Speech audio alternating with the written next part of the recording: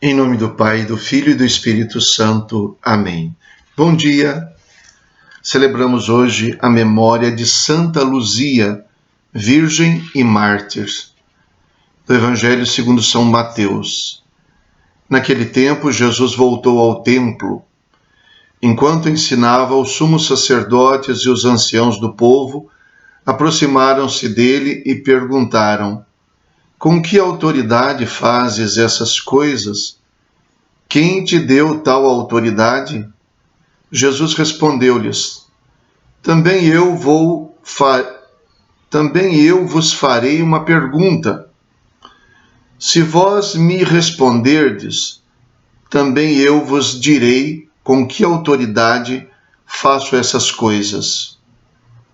De onde vinha o batismo de João? Do céu ou dos homens? Eles refletiam entre si. Se dissermos do céu, ele nos dirá: por que não acreditastes nele? Se dissermos dos homens, temos medo do povo, pois todos têm João Batista na conta de profeta. Eles então responderam a Jesus: não sabemos. Ao que Jesus também respondeu: eu também não vos direi com que autoridade faço essas coisas. Palavra da salvação. Glória a vós, Senhor.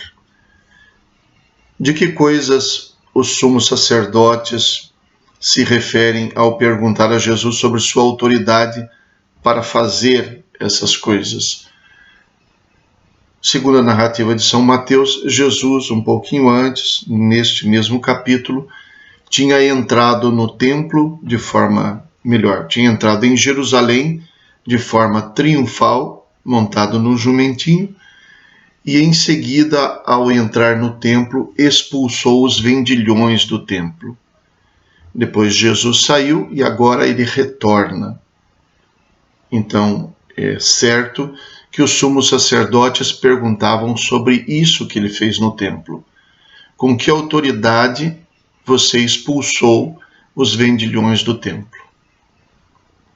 E Jesus não lhes responde sobre a autoridade, mas submete a resposta a uma resposta que eles devem dar, à pergunta que ele vai fazer.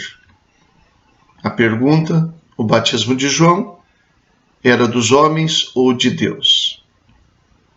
Jesus mostra a sua autoridade uma vez mais, porque não se dobra diante das autoridades do templo. Ele fez o que talvez fosse abominável pensar que alguém pudesse fazer no templo. Ele não era sacerdote, não coordenava nada, não tinha nenhuma autoridade dada pelos homens para fazer o que fez no templo. Mas ele se atribui uma autoridade maior, dada por Deus. É por isso que ele vai chamar o templo de minha casa. Minha casa será casa de oração. Então Jesus mostra a autoridade, mas aqui não responde à pergunta que eles fizeram. Esta pergunta que Jesus faz tem relação com o que ele fizera. O batismo de João era de Deus ou dos homens? Poderia perguntar ele também: eu tenho autoridade dos homens para expulsar os vendilhões do templo? Certamente responderiam não. Então ele diria: então é porque eu tenho uma autoridade que vem de Deus. Isso seria talvez para eles um prato cheio para fazer uma blasfêmia, ou melhor, para acusar Jesus de blasfemo, dizendo que tem autoridade vinda do próprio Deus. Então Jesus faz uma pergunta indireta. E como eles não têm capacidade de responder a esta pergunta que Jesus faz, então eles se mostram incapazes de dizer se a autoridade de Jesus vem ou não de Deus.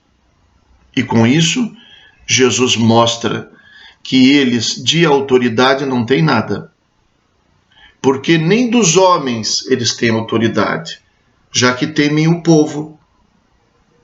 A autoridade quer dizer que falam por si mesmos. Não, não falam por si mesmos. São uns fantoches políticos que estão lá colocados por alguns interessados, atendendo a interesses deles também, e eles fazem de tudo para se manter nesse lugar.